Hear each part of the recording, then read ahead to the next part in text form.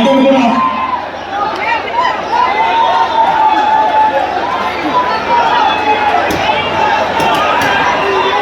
రాజశేఖర్ గారి విగ్రహానికి పూలమాలతో నివాళులర్పిస్తూ అందరూ కూడా పెద్దలు పూజలు ప్రజలు కోఆర్డినేటర్ గారు కరువ నాగేశ్వరరావు గారికి మాజీ మంత్రివర్యులు పెద్దల పూజలు మాజీ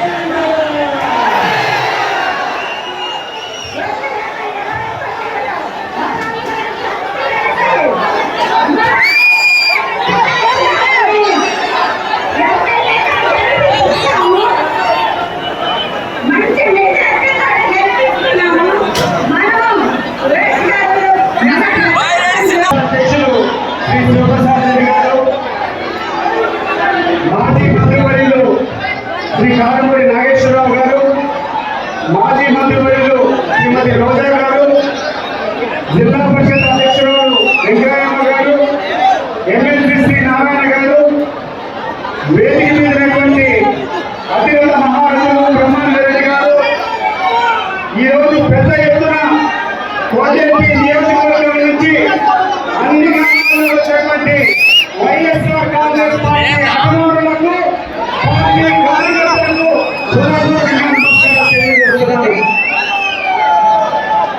ఒక 5 నిమిషాలు మీరు దయచేసి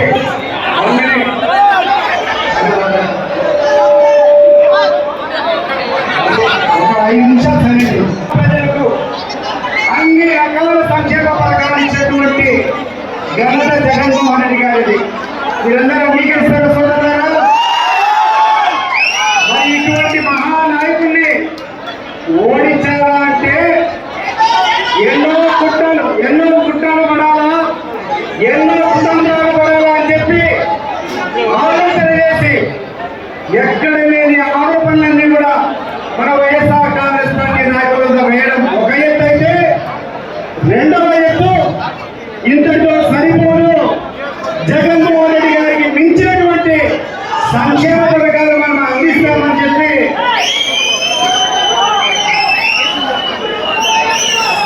పెద్ద ఎత్తున సంక్షేమ పథకాలు ఇస్తామని చెప్పి అధికారులకు వచ్చినటువంటి పార్టీ ఈరోజు ఈ కూటమి ప్రభుత్వాన్ని తెలుగుదేశం ప్రభుత్వాన్ని తెలియజేస్తున్నారు. ఎన్నికల ముందు కొన్ని వందల హామీలు ఇచ్చారు. రికార్డు ప్రకారం చూస్తే 143 హామీలు ఉన్నాయి. ఆ హామీలన్నింటినీ కూడా పక్కన పెట్టి ఎన్నికల ముందు పవన్ కళ్యాణ్ గారు, ఆ తర్వాత చంద్రబాబు నాయుడు గారు సంయుక్తంగా వచ్చి సూపర్ 6 అని చెప్పి ఈ 4 కార్యక్రమాలు కూడా మాకు ప్రాధాన్యత ప్రభుత్వం వస్తాయని ఈ యొక్క 6 పథకాలు కూడా ప్రజలకందరికీ అందజేస్తామని చెప్పి ఆ రోజు చంద్రబాబు నాయుడు చెప్పినటువంటి హామీలను ఒకసారి ఈరోజు గుర్తు చేస్తున్నారు. ఇక్కడ అనేక మంది సోదరులు ఉన్నారు. సోదరులారా, ఇక్కడ రైతులంతా ఒకసారి చెప్పండి, రైతులంతా చెప్పండి. సోదరులారా, ఒక్కసారి అడుగుతుంది చెప్పండి. ఈరోజు ఈ ప్రాంతంలో ఉన్నటువంటి పంటలు ఏమేమి ఎన్ని వచ్చినా కూడా, ఎన్ని కట్టెలు కట్టుకున్నా 2029లో మీరు ఎంతమంది అడ్డొచ్చినా జగన్మోహన్ గారు ముఖ్యమంత్రి ఆపడం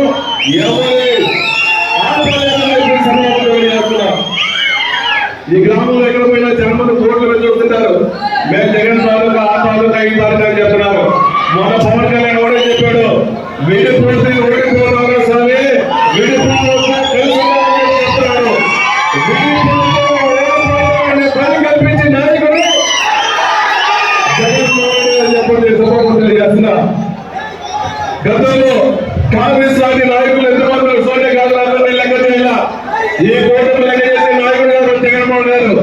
జగన్మోహన్ గారిని చూసి మన కార్యకర్తలు కూడా కేసుల కోసం భయపడేది లేదు. ఈ రోజు చూస్తున్న విచిత్రంగా ఒంగోలు నుంచి ఈ కాన్స్టిట్యూన్సీకి రావడానికి 5 చెక్ పోస్టులు పెట్టారు. ఎందుకంటే ఆవిడ 6 చెక్ పోస్టులు పెట్టారు. ఏమైనా మీకు మీ వెన్నెల్లో ఒడుగు పుట్టింది.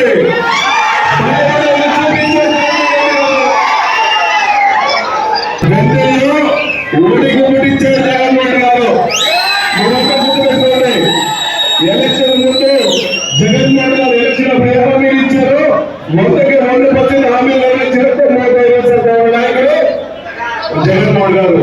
చంద్రబాబు నాయుడు కోటమే మోసం, దగ, వెన్నుపోట, కుట్ర తప్ప ఇంకేమీ తెలియదు. 2014 మోసం చేశారు, గెలిచారు. 2024 మోసం చేశారు. మళ్ళా 2029 కూడా మోసం చేయాలని చూస్తాను. మీరు ముట్ల పడాల్సిన అవసరం లేదు. మనకి డబ్బు ధైర్యం ఆశ్రయించిన నాయకుడు జగన్మోహన్ గారు ముఖ్యమంత్రి చేసుకున్నాం. సురేష్ గారు ఎమ్మెల్యే చేసుకున్నాం. ఇప్పుడు సమావేశం చేసుకున్నాం.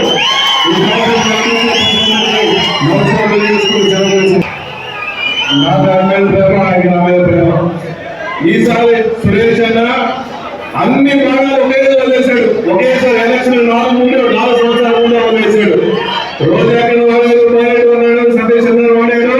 సో ఇన్ని భాగాలు వదిలిన తర్వాత సురేష్ అన్నని గెలుపు ఎవరు ఆపలేదని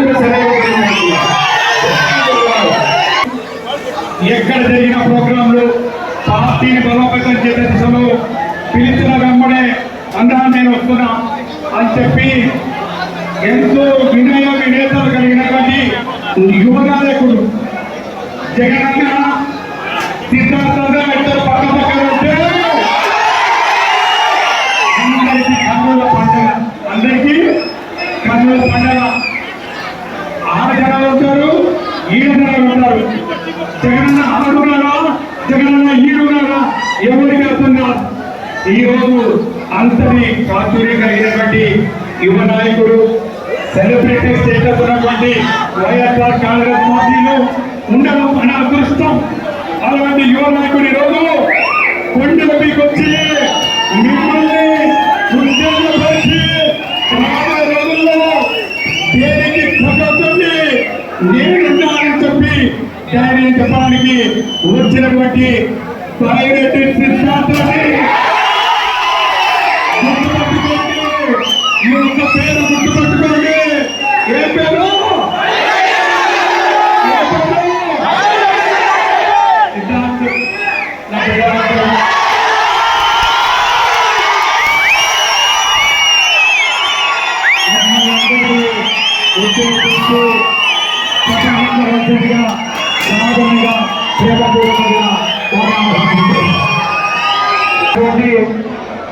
వేదిక మీద ఉన్న పెద్దలకు అందరికీ ఒకటేసారి అందరికీ నమస్కారం చెప్తున్నాను.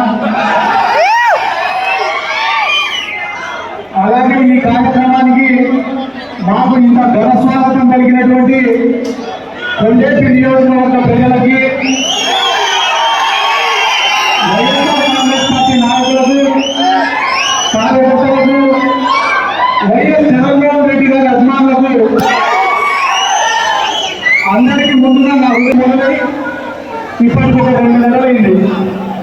వేదిక మీద ఉన్న పెద్దలందరూ కూడా రైతుల గురించి మాట్లాడినారు, మహిళల గురించి మాట్లాడినారు, చంద్రబాబు నాయుడు చేసిన మోసాల గురించి చెప్పినారు, టీడీపీ వాళ్ళ మోసాల గురించి చెప్పినారు. దాదాపు 2 గంటల నుంచి మాట్లాడి ఇంకా నేను మాట్లాడడానికి నాకేం మిగల్సనే లేదు. కానీ మహిళలు ఇద్దరు వదిలిపెట్టారు. ఒకటి చంద్రబాబు నాయుడు, బాబు గారు మాత్రం నాకు వదిలిపెట్టారు.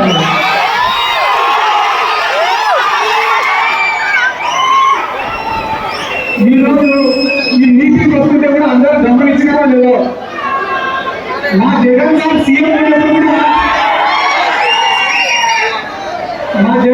సీఎం ఉన్నప్పుడు కూడా మాకు ఎప్పుడు ఇంత పోలీస్ ప్రొటెక్షన్ ఇయ్యాలి ఊరు. ఈరోజు వాళ్ళందరూ పోలీసు వాళ్ళు మా కోసం ఇంత సెక్యూరిటీ ఇచ్చినందుకు ముందుగా వాళ్ళకు కూడా ధన్యవాదాలు తెలుపుకుంటా. ఎందుకంటే మామూలుగా ఈ మీటింగ్ వదిలేసింటే ఈ కొట్టే వరకు మాత్రమే తెలిసేది. ఇంతమంది పోలీసులు పెట్టేందుకు ఈరోజు ప్రకాశం జిల్లాలో తెలిసింది.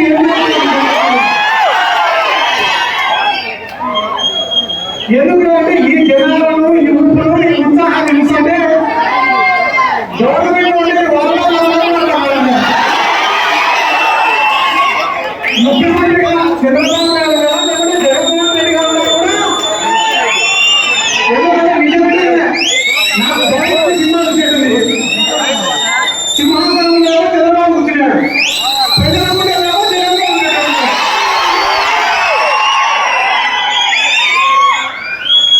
ఈరోజు రాజకీయం అంటే ఎట్లయిపోయింది అంటే ఒక యుద్ధం లాగానే అయిపోయింది.